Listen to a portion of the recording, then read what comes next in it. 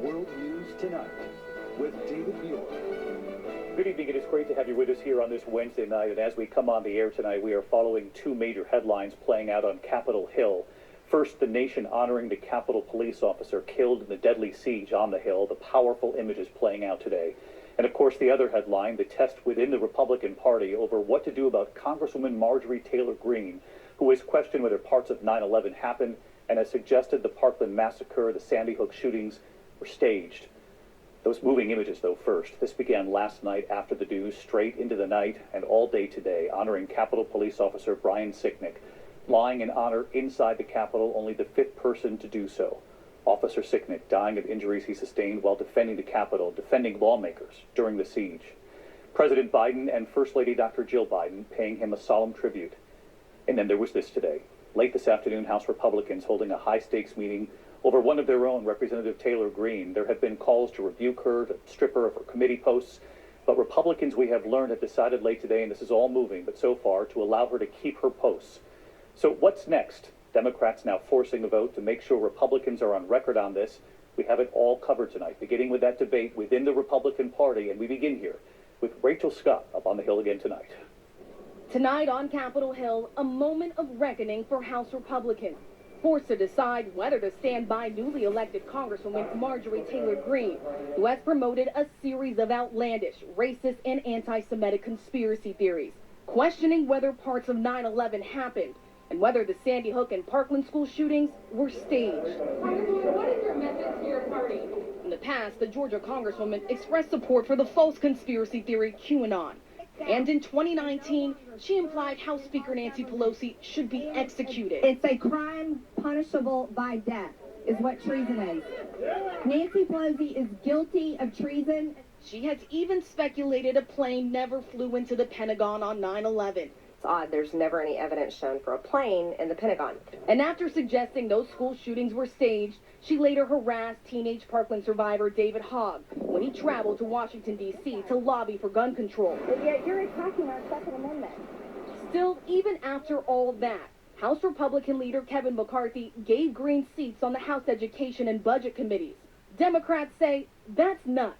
Kevin McCarthy should handle this problem because Marjorie Taylor Greene is totally out of control. And it's not just Democrats. Senate Republican leader Mitch McConnell attacking Greene, saying loony lies and conspiracy theories are cancer for the Republican Party and our country.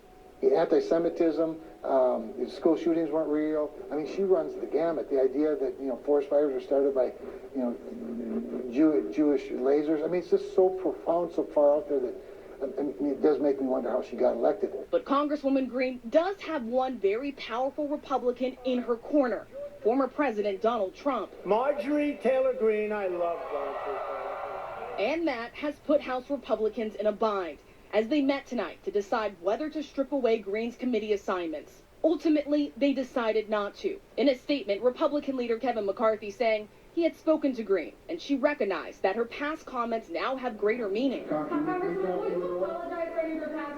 Greene herself taking nothing back, recently tweeting, "I won't back down, I'll never apologize."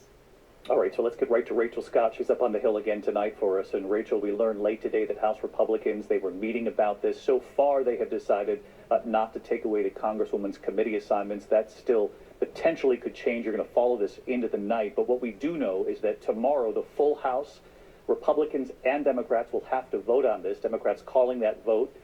They have the majority. So bottom line, what's going to happen here?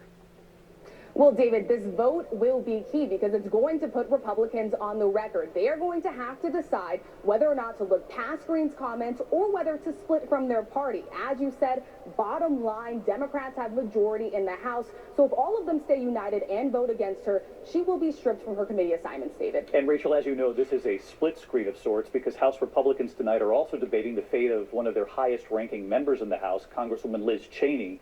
After backlash over her vote to impeach President Trump. Of course, she was one of the 10 Republicans in the House joining Democrats, facing that backlash for standing up to the president, former president now, after what she saw at the Capitol.